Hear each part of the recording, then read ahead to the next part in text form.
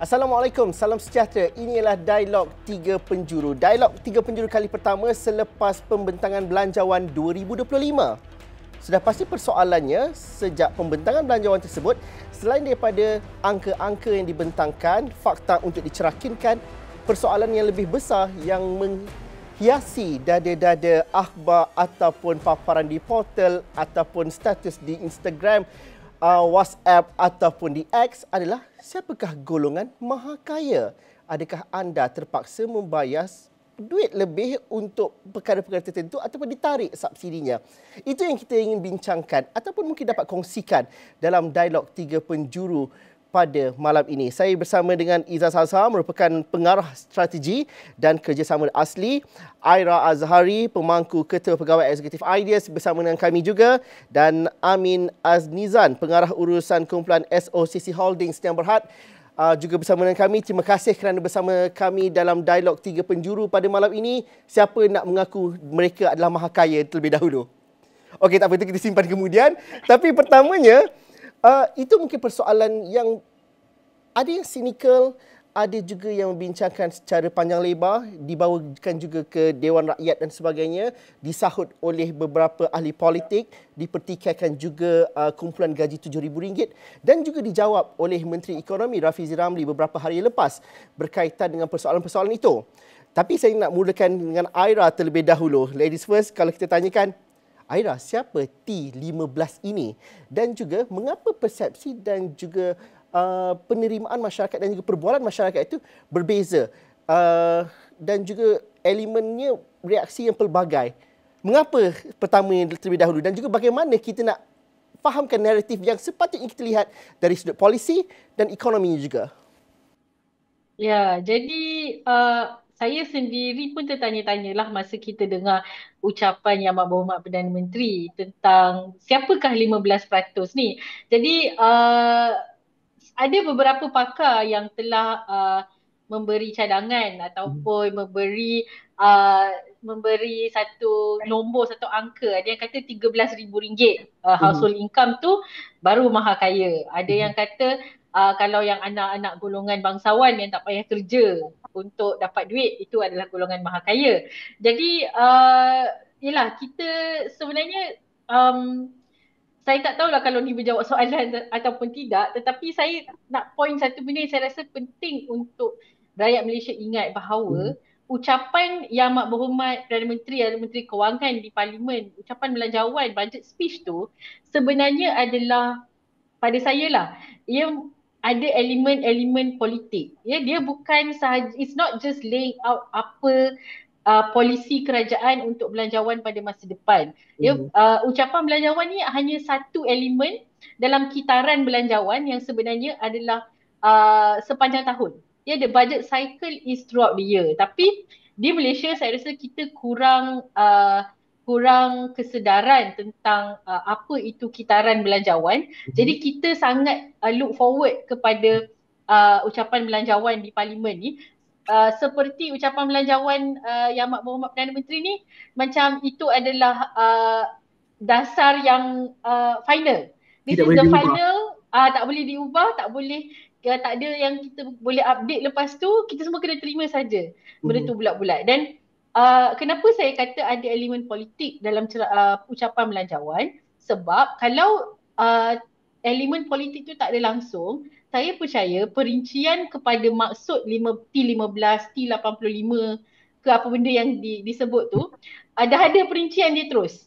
Kalau kita tengok follow up komen daripada YB Rafizi Ramli, beliau ada mengatakan bahawa rasanya beliau revert kepada YB Said Sadiq rasanya. Betul. Dan beliau kata ucapan belanjawan ni bukan, takkan kita nak buat study menyeluruh apa tu T15 baru kita umum dalam bajet. Tak boleh lah macam tu, dia akan ambil masa yang lama.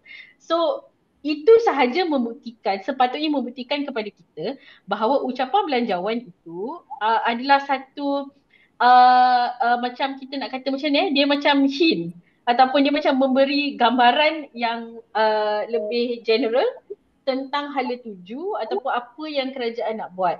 Dan dia punya detail tu memang kita takkan jumpa. Kalau kita cari dalam dokumen anggaran perbelanjaan yang 500 lebih muka surat tu, saya tak rasa di situ pun kita boleh dapatkan semua perincian Kesian. daripada ucapan belanjawan, sebab anggaran perbelanjaan tu adalah mengikut kementerian, mengikut jabatan, something like a subsidi RON 95 ni kita takkan jumpa di situ. Itu Hmm. memang akan ditetapkan kemudian. Jadi uh, saya bukan nak kata tak ada definisi T15 tu adalah benda yang bagus. Saya rasa tak bagus. Perincian tu kena ada. Tetapi saya rasa kita kena letak expectation yang lebih reasonable lah kepada Mhm. ucapan belanjawan setiap tahun ni. Sebab saya rasa walaupun bagus, sebenarnya kita harus ambil tahu, dan bagus bahawa ramai rakyat Malaysia sudah mula ambil tahu tentang pembentangan belanjawan. Tetapi kita juga harus sedar ucapan tu sebenarnya adalah satu sahaja elemen. Dan banyak Mhm. lagi benda yang kita kena monitor sebenarnya. Dan ini salah satu contoh lah kenapa ucapan belanjawan ni kita tak boleh jadikan sebagai benchmark yang terbaik dalam ketelusan kerajaan dalam merancang perbelanjaan negara. Sebab memang tak ada masa pun untuk government study betul-betul perincian tersebut. Itu sebab kami di Esok Awal ni ada pantau belanjawan yang kami adakan setiap hari Isnin sampai Jumaat pada pukul 11 pagi untuk melihat kepada pelaksanaan dan sebagainya. Tapi dalam masa semua, Aira, patut atau tidak patut kita definasikan secara menyeluruh yang lebih serius T15 ataupun T20 ataupun kerana akhirnya rakyat diberi gambarkan bahawa kita perlu bersedia kepada rasionalisasi subsidi. Negara kita bergantung kepada subsidi yang diberikan secara merata. Kalau saya tinggal di kawasan elit ataupun berpendapatan elit, saya masih lagi menikmati apa yang dihadapi oleh mereka yang mungkin tertekan daripada segi saiz keluarga dan juga ekonominya. Jadi ini perbincangan yang kadang-kala dibincangkan secara serius mengenai data dan juga perinciannya, tapi bincangkan juga secara sinikal dan juga bau politik itu terlampau kuat. Pada pandangan Aira, bagaimana kita nak memilih naratif yang sebaiknya selaku mereka yang mengkaji polisi dan juga yang terbaik untuk negara ini? Bagaimana kita sebagai rakyat marahan yang biasa ni, kita nak pilih arah mana ni kalau nak bincangkan takrifan kepada kelas-kelas pendapatan ni? Ya, jadi saya rasa pendefinisian itu penting. Hmm. Dan pendefinisian itu ada gunanya dalam pelaksanaan polisi. Itu saya tak nafikan. Tetapi yang kita semua kena faham, sebenarnya definisi untuk T15 ke T20 ni, dia memang akan berbeza mengikut, dan dia ada banyak variable dia. Dia berbeza mengikut negeri. Seperti saya ada tengok ada juga pengkaji-pengkaji di media sosial yang buat carta contohnya di wilayah Persekutuan Kuala Lumpur, kalau T15 ni maksudnya RM19,000 dia punya household income. Contohnya, kalau di Melaka lain pula, kalau di Pulau Pinang lain, ya. Jadi dia depends kepada tempat di mana keluarga tersebut tinggal, depends kepada berapa ramai dalam household tersebut. Kalau hanya suami isteri, lain daripada kalau ada 2 anak, 3 anak, 4 dan sebagainya. Jadi kita ada banyak variable, dan saya rasa bila kerajaan merangka sesebuah polisi, saya rasa kita kena realise yang kerajaan pun ada banyak blind spot. Ya, dan ini salah satu daripada kelemahan apabila kita ada pemusatan dalam pembuatan dasar. Pemusatan kepada kerajaan persekutuan, centralized authority yang membuat dasar, dia ada banyak blind spot, ya, dan kerajaan memang takkan ada cukup resources untuk betul-betul turun ke padang dan betul-betul buat kajian apa faktor-faktor yang perlu diambil kira dalam kita membuat kategori-kategori pendapatan. Ya, dan sebab kategori dia terlalu banyak dan terlalu rencam, dan realiti kehidupan rakyat itu sangat berbeza di antara satu tempat dan satu tempat yang lain. Jadi ini sangat penting. Jadi mungkin pada saya lah, kalau ada cara untuk pihak kerajaan ambil kira semua nuansa-nuansa ini, ataupun kita ada satu mekanisme di mana pembuatan dasar itu boleh lebih decentralized, ataupun kita daripada pemusatan tu kita decentralize mungkin kepada peringkat negeri, supaya dia lebih ambil kira faktor-faktor setempat. Sama juga macam kes minimum wage, gaji minima juga. Saya rasa betul kalau kita selaraskan gaji minima yang sama untuk semua industri. Sebab Hmm. semua industri ada keperluan lain dan ada faktor-faktor yang perlu diambil kira. Jadi sama juga saya rasa. Saya punya wish list lah, saya punya dream kan. Impian saya, kalaulah definisi-definisi pendapatan T15 ini kita boleh ambil kira kerencaman sebenarnya dalam negara dan dalam kalangan rakyat kita. Itu yang terbaik saya rasa. Itu terbaik. Okey, saya nak tanya kepada Izaz pula, bagaimana pandangan anda? Saya tanya soalan yang sama juga, mungkin respon kepada Aira sebentar tadi. Izaz, bagaimana? Adakah anda bersetuju definisikan mahakaya T15 dan sebagainya ni? Dan juga bagaimana ini ada perspektif yang berbeza juga perlu dilihat dalam perbualan-perbualan baik dari padang golf sehinggalah ke kedai kopi di tepi jalan sehinggalah di pasar-pasar. Pada pandangan Izzaz, bagaimana kita melihat perkara ini? Ianya mungkin perbualan yang ringan tapi membawa kepada cara rakyat berfikir dan juga cara kita mendefinisikan itu.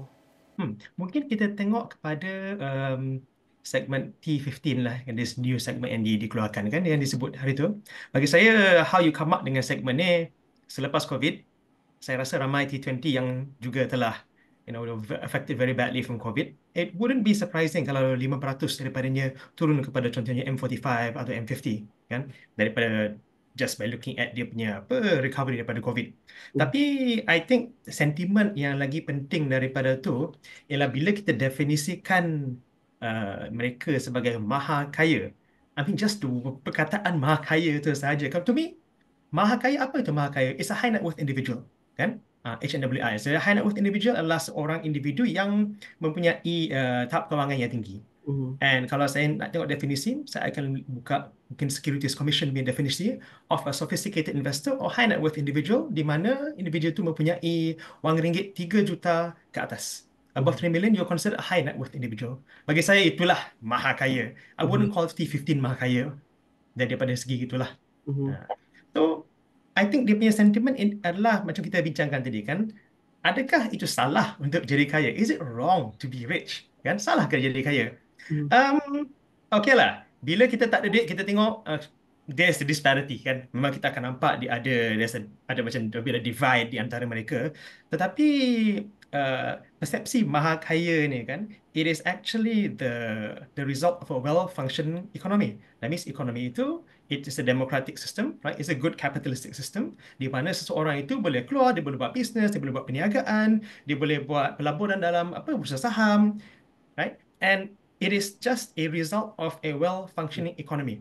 Kalau kita tengok ke semua negara-negara yang developed countries kan dekat luar sana, yang mempunyai good governance on the financial sector, mereka mempunyai a very active participation dalam stock market, memang kita akan jumpa di so-called maha kaya per individu. As compared to a country that is very tightly controlled, kan, yang di mana nak buat bisnes pun susah, kita nak naik kepada tahap yang a better financial situation is very difficult. This social mobility punya faktor lah saya lihat.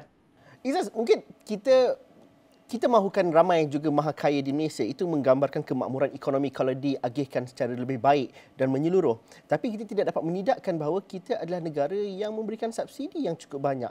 Justru mungkin kerana itu ada perspektif ataupun persepsi yang sedikit negatif kalau anda menjadi maha kaya dan juga masih lagi menikmati subsidi yang ada. Bagaimana saya masukkan lapisan itu dan juga bagaimana kita perlu, orang kata pepatah ada mengatakan bahawa menguruskan rambut dalam tepung, rambut tidak bersepah, rambut tidak putus. Jadi macam mana kita nak ceritakan pasal perkara itu? Okay, let's talk about subsidi sedikit lah. Jadi bagi saya, subsidi adalah it is a form of wealth distribution, di mana kesamarataan ekonomi, right? It's an attempt untuk meratakan for everybody lah. Now, bila kita menggunakan polisi sebagai subsidi nak kata menyamaratakan semua ni, perkara itu sebenarnya it is not sustainable. And secondly, it does not address the actual social mobility ability of the individual to move upwards. That means it is just a temporary measure. The actual underlying factor untuk seseorang itu nak menjadi kaya, seorang itu nak menaikkan tahap his income, kan? It does not really address the fact. This is what subsidies do.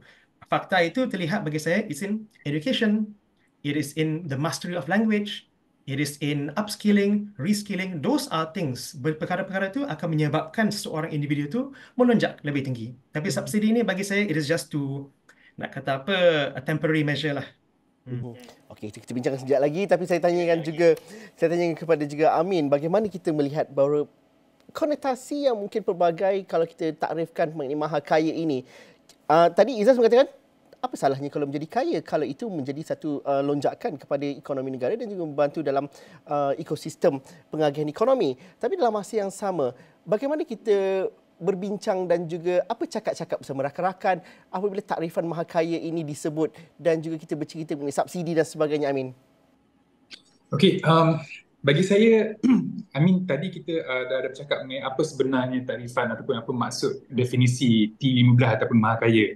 Tapi bagi saya sebenarnya definisi ni walaupun macam Aira cakap tadi and dah Rafizi dah bagi tahu, MPNX pun dan beberapa menteri dah cakap, sebenarnya ucapan belanjawan tu bukan sesuatu yang final. It's a very rough draft lah kira macam tu kan. Tetapi sebenarnya kalau tengok bila dia kata mahakaya tu is T15. And T15 tu by definition bermakna top 15%. So dia macam tu bermakna apa yang kita nak sangkakan lagi maksud T15 atau mahakaya? You know, in what they say, secara tak langsung dia dah bagi definisi. Mahakaya tu is T15. T15 is top 15%. Lepas tu jelas pula dalam ucapan beliau dia kata is T15, bukan 25%, bukan 5%, is T15, 15% dia kata. Bermakna that is already a very definite and final definition of mahakaya. You know, so bagi saya, yeah, we can, orang kata, we can talk until the ducks come home at night. Tetapi the definition is given. Definisi dah dibagi, T15 is top 15%. And bagi saya pula sebenarnya bila kita macam Zul tanya tadi, bila saya berborak dengan kawan-kawan dengan advocate semua, bagi kita sebenarnya apabila orang T15 itu didefinisikan sebagai mahakaya, bagi saya itu adalah sesuatu yang sangat sinis sebenarnya. And seolah-olah dia berdosa jadi kaya for being rich. Macam saya kata, salahkah orang nak kaya? You know, you study for it, you work for it, you sacrifice for it. Kalau you jadi kaya because of as a result of your effort, kenapa kena malu? Kenapa kena dipersalahkan? Kenapa kena being penalized for that? You know, so but in my opinion sebenarnya saya daripada mula-mula lagi sebenarnya apabila kita didefinisikan sebagai B40, M40 dengan T20, dulu T20, sekarang T15, saya rasa nanti akan jadi T10, T5 apa semua lagi. Bagi saya ini adalah satu classification yang sangat-sangat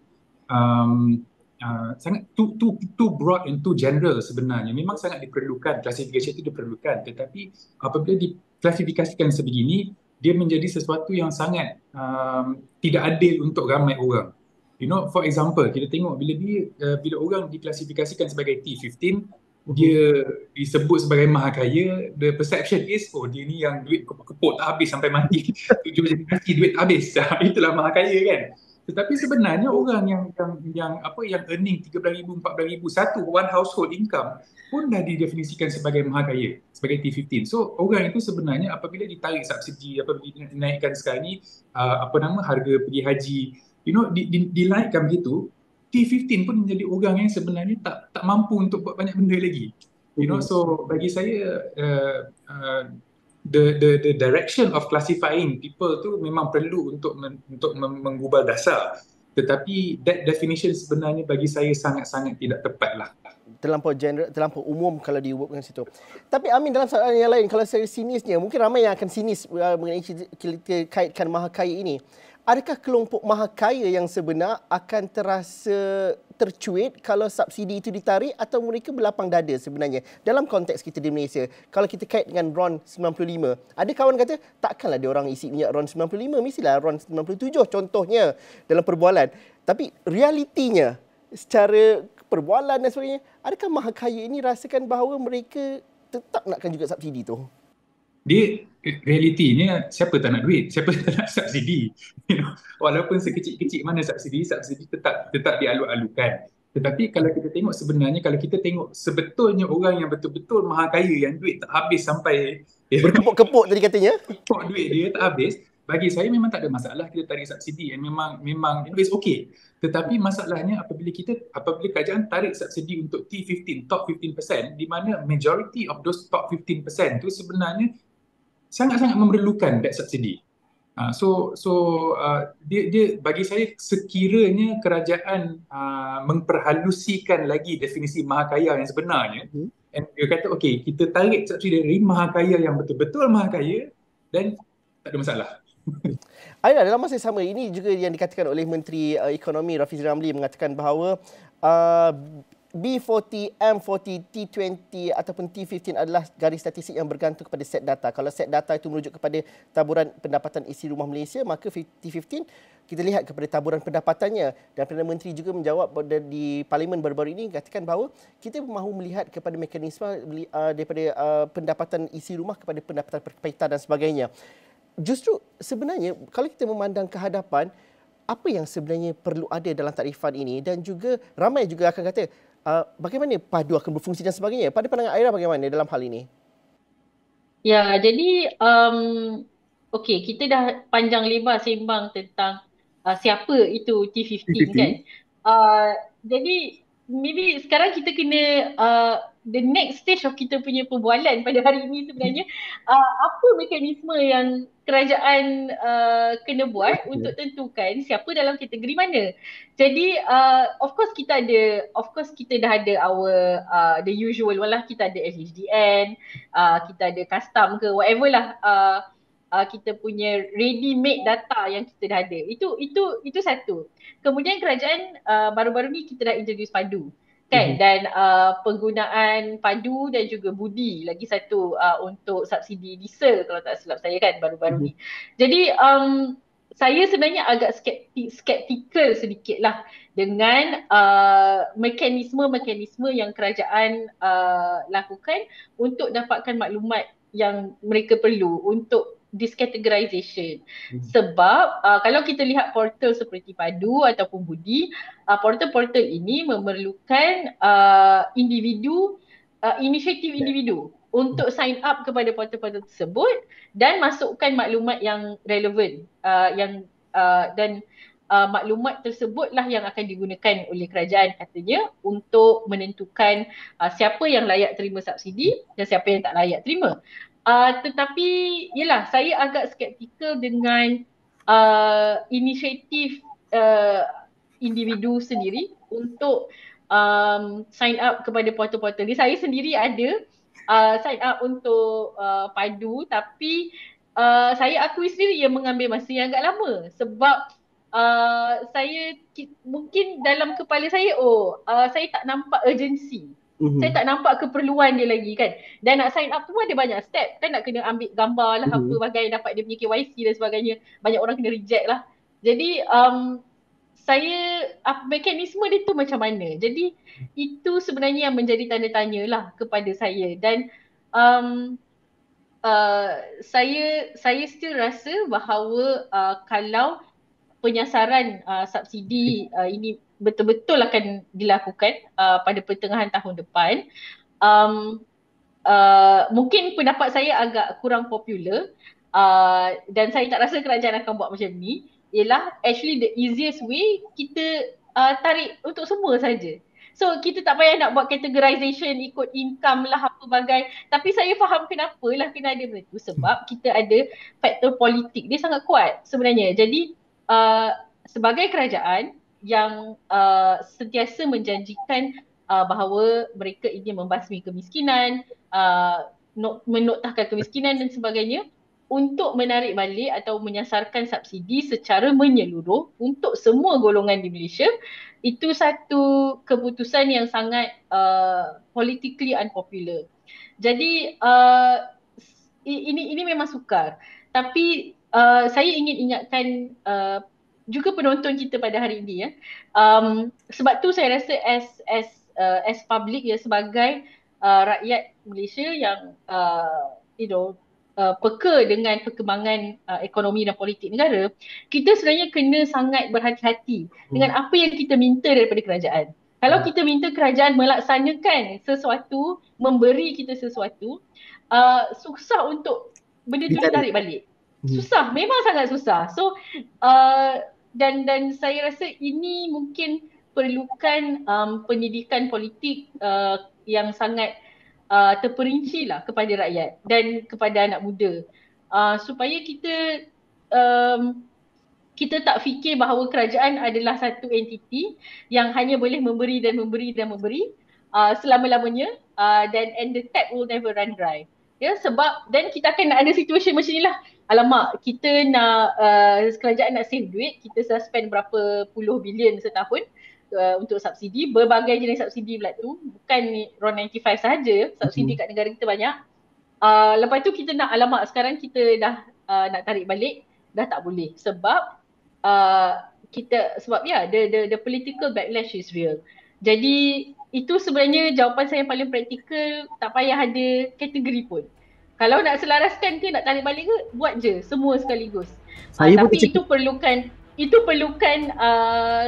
mungkin orang selalu guna political will, tapi saya pun nak tambah, iaitu ia mungkin perlukan satu government yang dalam posisi yang sangat kuat lah untuk buat benda macam tu. Ya.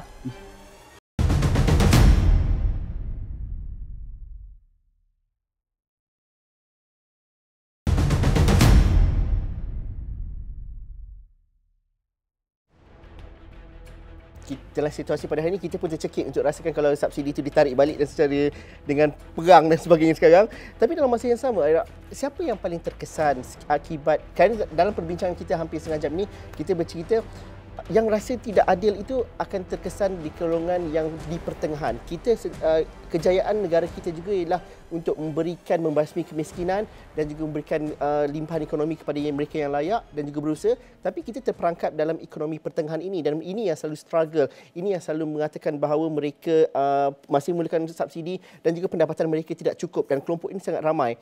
Justru mengapa keresahan itu adalah sesuatu perkara yang realiti sebenar di lapangan, dan juga itu perkara yang bukan sahaja dimomokkan, yang sahaja dikeluhkan oleh mereka, Aira.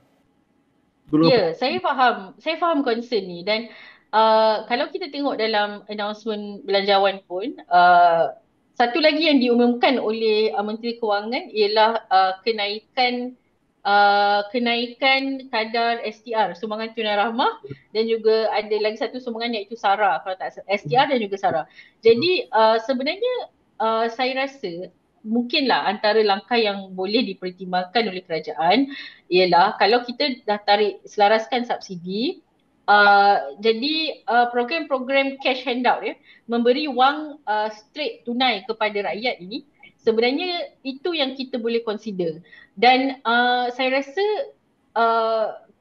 kesilapan ataupun mungkin satu loophole yang kita harus perbetulkan ialah cash handout ni sebenarnya kita hanya bagi kepada apa yang kita rasa adalah B40 kan, atau kerajaan akan bagi kepada B40. Classification itu pun saya rasa ada banyak orang yang tak setuju juga dengan classification tersebut. Jadi mungkin kita kena ada juga skim-skim macam ni, tapi untuk kelas pertengahan.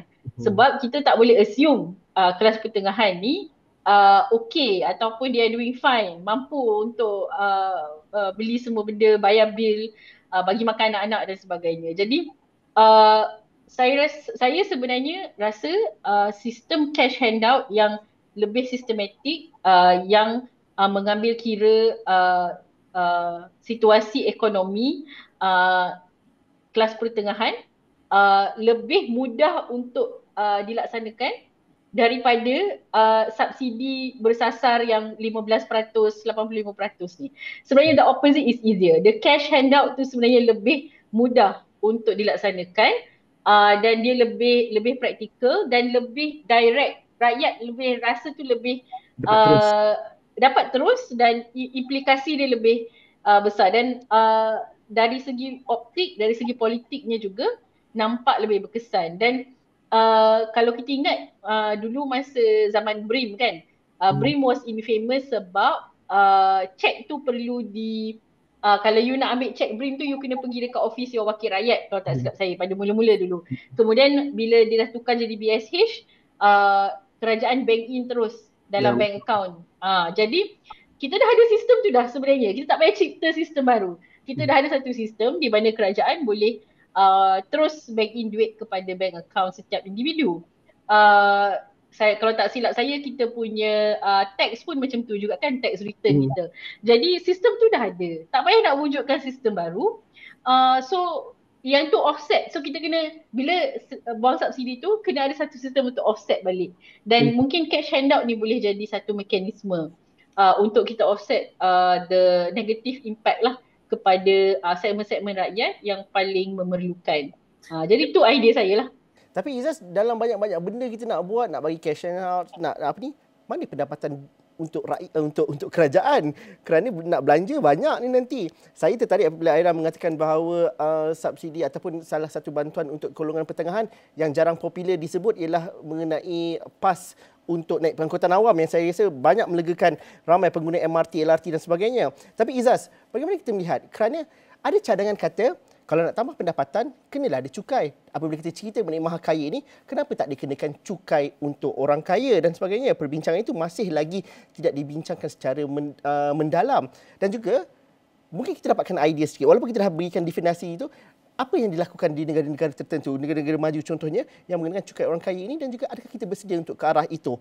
Kerana kalaulah pendapatan kelompok-kelompok grup ini dikenakan, sudah pasti kita nak melihat kepada pendapatan kepada kerajaan melalui cukai itu juga.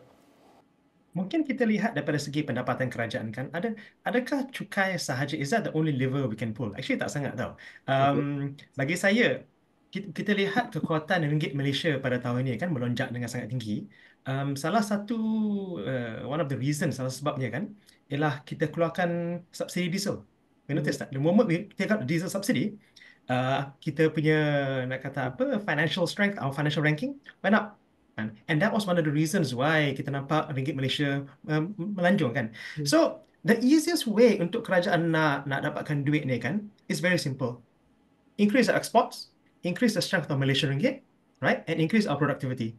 Those are the three things yang kita boleh lakukan kan. Okay, let's kita cakap pasal cukai untuk orang kaya ni. Saya rasa it's not bukan kesalahan jadi kaya, tapi it is what you do with that money, right? Everybody, saya rasa semua orang ada, they have their own social responsibility to give back, to assist di mana mereka boleh, kan? Mungkin kita punya cara kita mengendalikan cukai pun is something that kita boleh improve. I give you an example. Kalau kita compare dengan the US IRB, Inland Revenue Board, you will pay your taxes. Dia akan kejar sampai ke bulan sekalipun, right? So it's very, very structured in the US, kan? Dekat sini, we are not, nak kata apa, taklah begitu strict dan begitu stringent sekali, kan? That one can also be improved. And bagi saya, kalau kita tengok daripada apa social mobility lah, kan? When you have, let's say lah, 5 orang duduk dekat satu meja, bagilah kaum lain, bangsa lain, bahasa lain. Kalau diorang punya net worth is about like, let's say 10 million ringgit each, what are the subjects that will they discuss at the table? Kemungkinan besar subjek dia, adakah saya patut hantar anak saya ke Harvard atau ke Stanford? Kan? Oh, LSE ada pembukaan. Can I send my kids there? Dia akan tanya, how do I make sure, macam mana saya menjadikan anak saya seorang yang, who is responsible with this money. Now, the sort of conversations that are going on are very, very different bila kita tarik benda tu. Then dia akan jadi, oh, ini hak saya. Oh, ini hak kamu. Oh, ini saya perlu ni kerana it is my right to have this. No? So, the answer is equality, kesamarataan itu is in economic prosperity. Instead of trying kita nak mencukaikan sini, mencukaikan sana, let us find a way to firstly, let's give everybody the opportunity to bayar cukai. This is a very interesting thing. Bila saya cakap dengan some of my friends daripada US kan, adalah US now, you know, there's Republican Party, there's Democrat Party, and the hate is real lah kan. Memang dia punya, the electorate, they really have these discussions among them. Then saya tanya dia, contohnya kalau pemimpin yang kamu betul-betul tak suka menang dekat US, kan? Adakah kamu akan membayar cukai? And they say yes. I will still pay my tax no matter who wins. Jadi dia punya culture tu, dia punya sistem dekat dalam US tu, tax atau cukai tu, it is something you have to do. It is your contribution. Now, subsidi bersasar, I totally agree dengan Ain punya direct cash punya sistem memang ada, and we can see dekat negara-negara contoh seperti Switzerland. Switzerland dia ada sesuatu yang dipanggil unemployment fund, even in the UK, kan. Jadi kalau saya tidak bekerja, saya dapat I actually get a monthly, salary. Walaupun saya tak bekerja, untuk memberikan saya peluang nak cari kerja, kan, give me a chance to further my studies. Some of them apa dia buat? Dia datang kepada negara Asia because the unemployment fund is 500-600 euros. Over here is about 2,000 ringgit. So you can kind of see how it works. Tapi no one is going to say Switzerland bukan satu country yang developed. Tak ada orang akan cakap Australia bukan country yang developed walaupun dia ada subsidi sebegini. But it's very, very targeted and sistem dia sangat berstruktur. Amin, pandangan Amin pula bagaimana? Kerana kita, seperti mana Izzaz katakan tadi, kita mahu kemakmuran ekonomi itu untuk semua. Dari kaya sehinggalah daripada mereka yang perlu bayar cukai, dalam konteks kita sekarang, pemahaman dan juga persepsi kita, sehinggalah kepada mereka yang menerima subsidi. Dalam konteks ini, bagaimana sebenarnya kita melihat persediaan untuk ada perubahan dan juga transformasi daripada segi kita, cara kita berfikir dan juga cara kita bertindak juga akhirnya? Saya sebenarnya kalau nak jawab soalan ni, tak cukup masa kita nak bincang, because there's so many different factors and different angles kita nak tengok dan kita boleh bincangkan, kan. Tapi bagi saya, a few things yang saya pick up daripada Aira dengan Izzaz tadi, saya sangat-sangat bersetuju. Nombor satu, sebenarnya untuk kita atau untuk kerajaan to implement any policy sebenarnya sekarang ni adalah sangat-sangat susah. Sebab in order for a government to implement a policy, in order for them to not be too cautious in implementing any policies, they have to be very strong. And itu bagi saya adalah one of the problems that we're facing now lah. Ada orang kata okey, ada orang kata tak okey, itu terpulang lah. Okay. Tetapi sebenarnya macam saya pernah ada suatu ketika dulu saya pernah cakap, to me sekarang ni kerajaan kita sebenarnya dia tengok rakyat, dia pandang rakyat ni sebagai sumber pendapatan. So the income for the government is cukai daripada rakyat, itu saja. Tetapi apa yang kerajaan buat untuk enlarge the pie?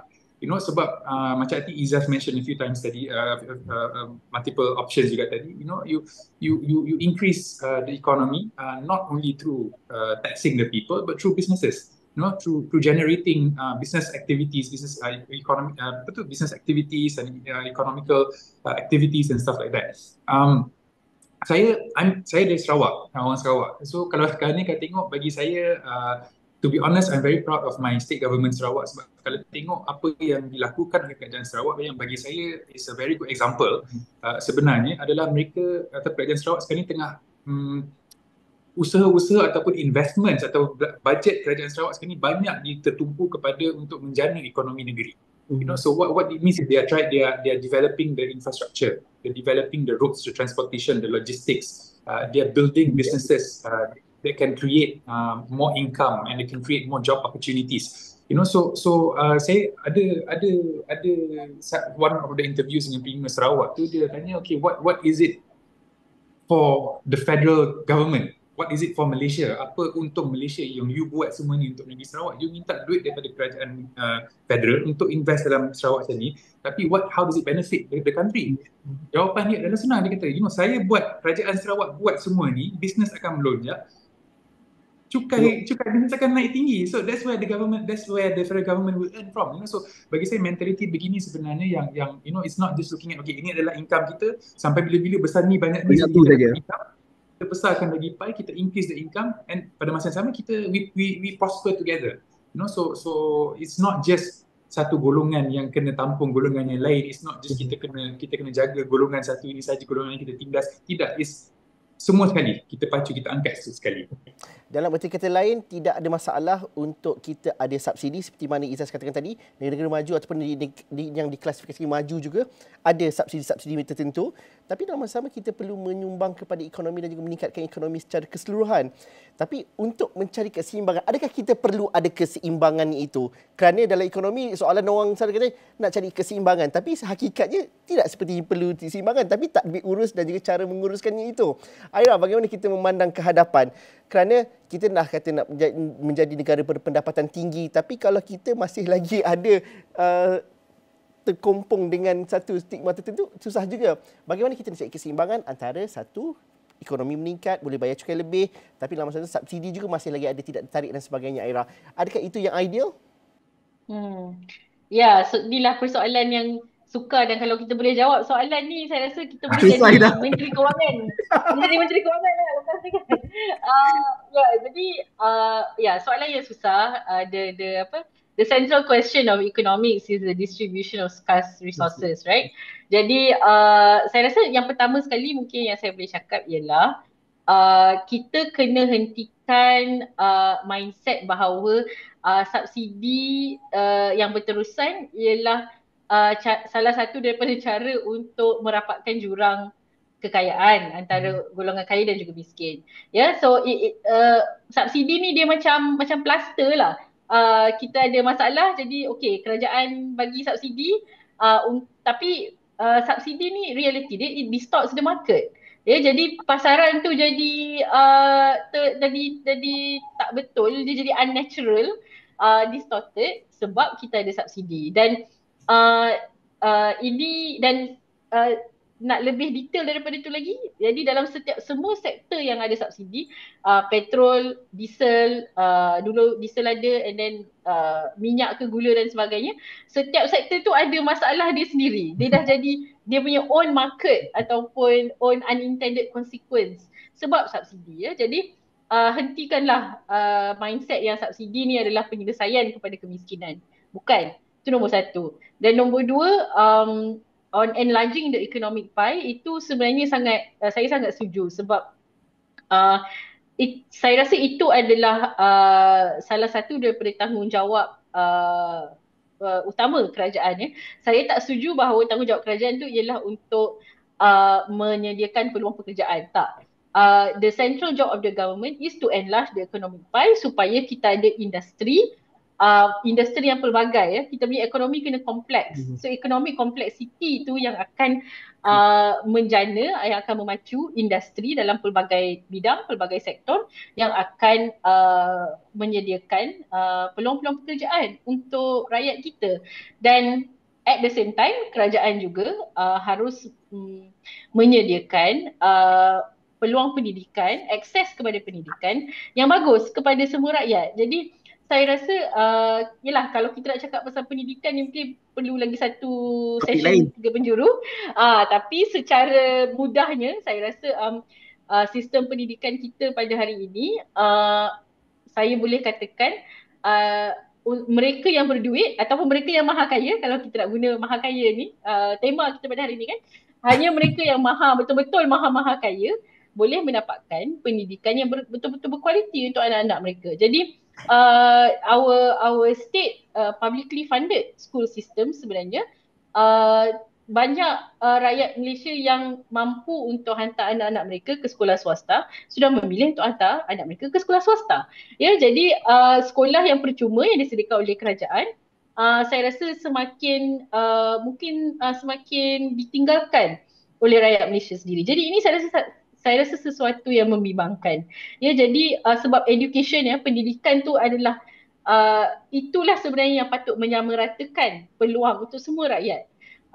It's not subsidi, it's not kita kata kesenjangan, inequality tu satu masalah, tapi penyamarataan ataupun memberi equal opportunity untuk semua, itu pokoknya ialah pendidikan. Jadi saya rasa kerajaan perlu tumpukan kepada dua faktor inilah sebenarnya.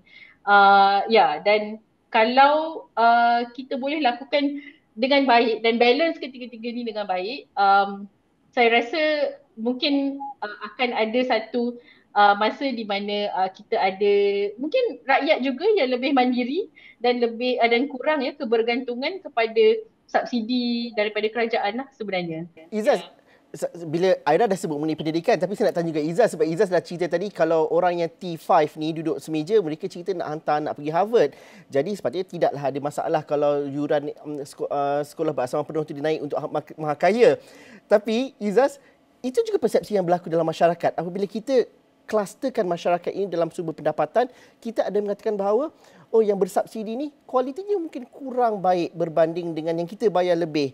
Jadi itu antara perkara yang di bawah sedar yang berlaku dalam negara kita juga. Kenapa kita perlu ada adakah itu bibit-bibit yang ada dalam hal kita kalau kita lihat kepada pendidikan? Ada juga anak-anak yang ibu bapa yang tidak pun dalam blanket T20 pun menghantar anak mereka ke sekolah swasta kerana persepsi dan juga realiti bahawa mereka dapat lebih dengan pilihan mereka yang begitu.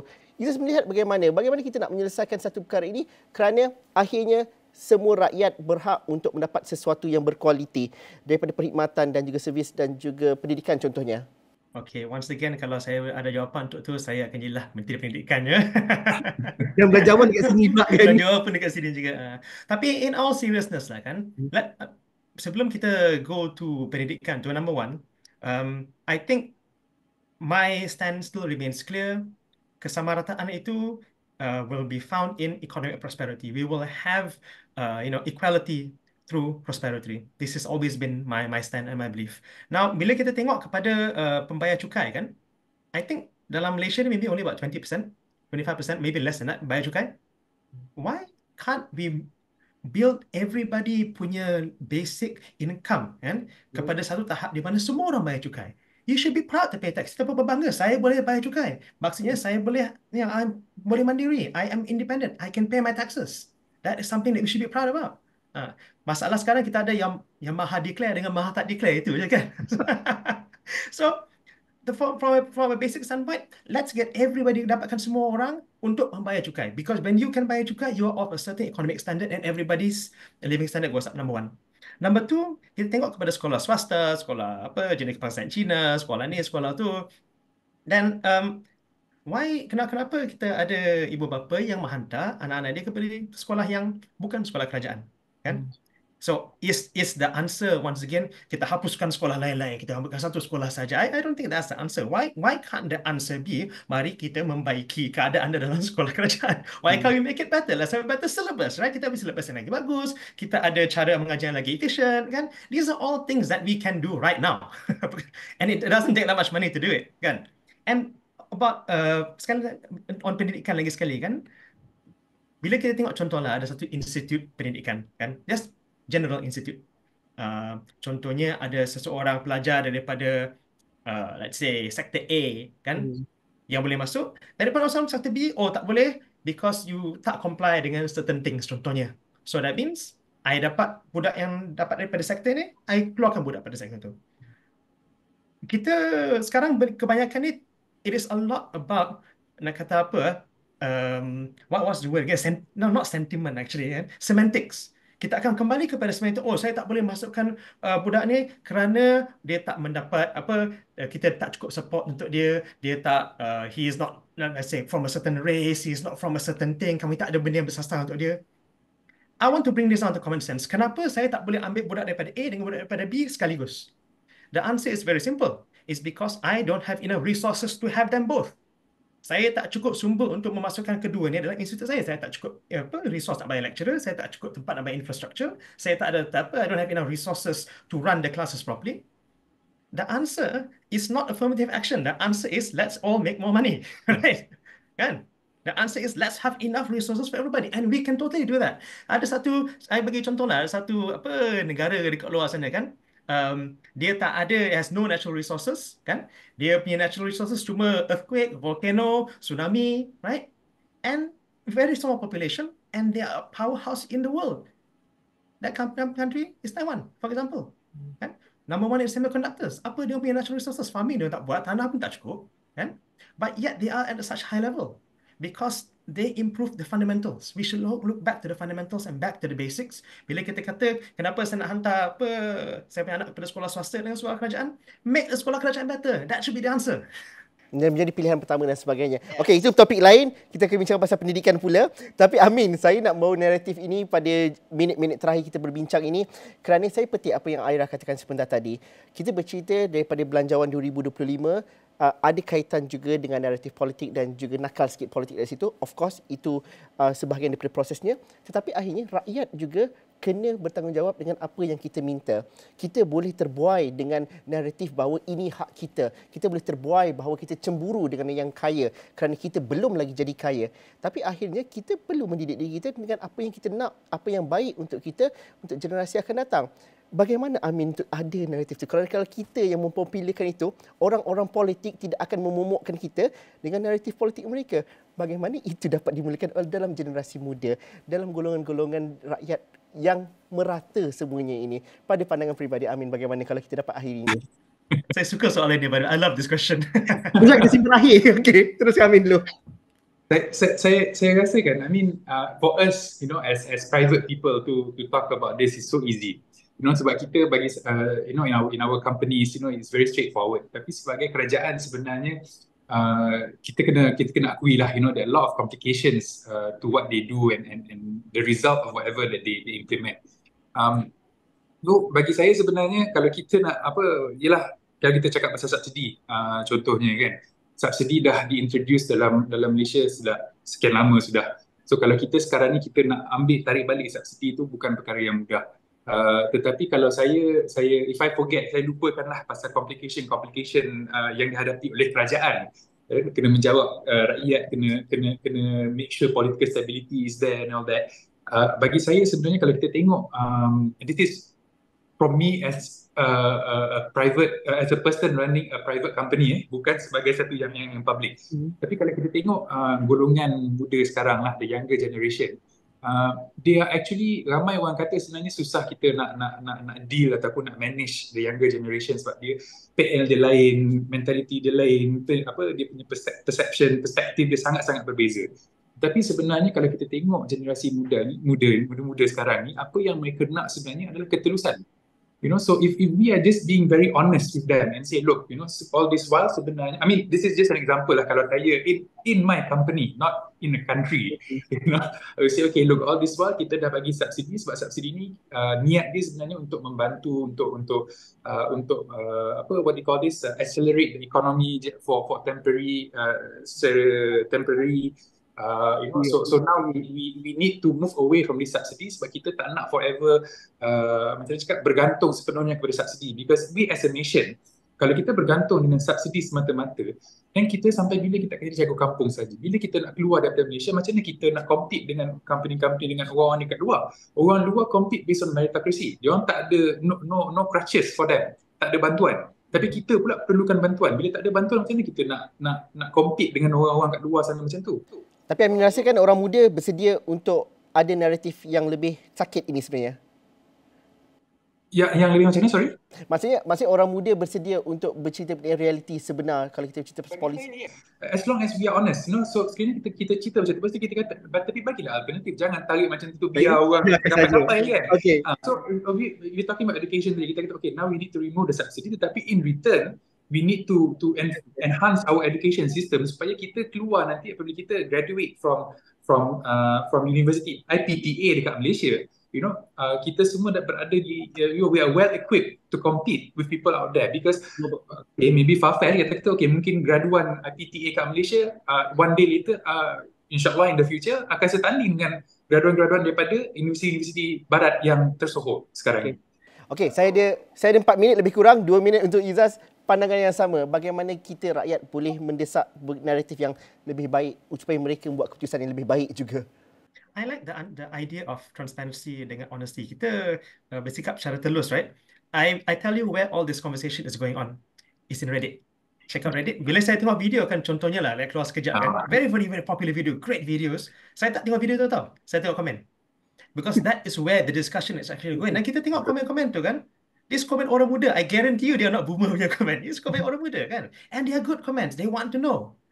So I think salah satu benda yang we have to do, don't dismiss, kita jangan memandang kurang kepada orang muda and their ability to take the reality.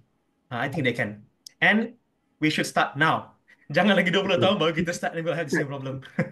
Aira, bagaimana orang muda, ya kita setuju orang muda sekarang, tapi orang muda perlu naratif dan tidak terbuai juga dengan naratif yang dibawa oleh kelompok-kelompok politik dan sebagainya dalam hal-hal polisi ini.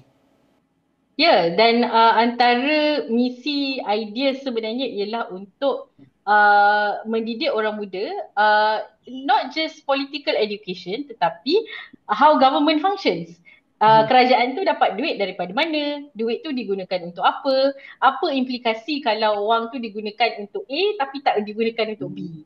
Jadi how government spends money sebenarnya adalah satu, kita tak ajar benda ni kat sekolah. Jadi ini something yang tumpuan ideas untuk masa depan lah, sebab ini sebenarnya knowledge yang akan daripada situ realization tu akan datang. Oh sebenarnya kalau aku minta demand A, B dan C kepada government, sebenarnya mana dia nak dapat, government nak dapat duit dari mana sebenarnya? Jadi menimbulkan persoalan tu dalam orang muda sangat penting. Sebab saya rasa orang muda sekarang ni, saya setuju dengan Izzaz, kita tak boleh spoon feed tau. Dia bukan macam, oh okay inilah information dia, you kena terima. Tak. Dia nak tahu kenapa, why, where does it come from. Kan? Jadi kalau kita tunjuk kerajaan tu menjana pendapatan tu macam mana, duit tu kena spend on apa, then dia akan ada realization, oh okay, jadi subsidi ni sebenarnya tak sustainable. Saya tak boleh kita nak expect government spend billions on subsidi setiap tahun. Jadi realization tu penting dan itu sebenarnya peranan yang harus dimainkan oleh masyarakat lah untuk mendidik orang muda macam ni. Ya. Sudah pasti takrifan Mahakaya ini akan terus dibincangkan dan juga ada tempoh waktu sehingga pertengahan 2025 untuk rasionalisasi RON 95 itu. Tapi lebih baik lagi kita bincangkan juga hari ini bahawa tak salah jadi kaya kerana saiz ekonomi itu perlu lagi dibesarkan kerana kita perlu dan juga berhak untuk mendapatkan yang terbaik. Selain daripada jadi Mahakaya, kita juga perlu maha bijak juga untuk mengakses dan juga membincangkan perkara ini secara rasional. Terima kasih kepada tetamu-tetamu saya pada hari ini. Terima kasih kepada anda yang menonton. Assalamualaikum, salam sejahtera. Teruskan bersama kami dalam Dialog Tiga Penjuru untuk episod akan datang.